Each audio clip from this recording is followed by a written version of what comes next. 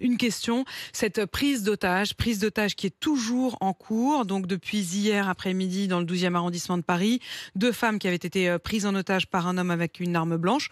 L'une des deux femmes a donc été libérée dans la nuit. Où est-ce qu'on en est de la situation au moment où on se parle ? Alors, on en est qu'on a déployé un très fort dispositif policier, qui est visible d'ailleurs à l'extérieur, des équipes d'intervention qui sont prêtes à mener l'assaut le cas échéant, des équipes de négociation, parce que c'est toujours la voie qu'on emprunte au début de l'intervention, et on est encore dans cette phase de négociation, et puis des équipes de sécurisation aux alentours.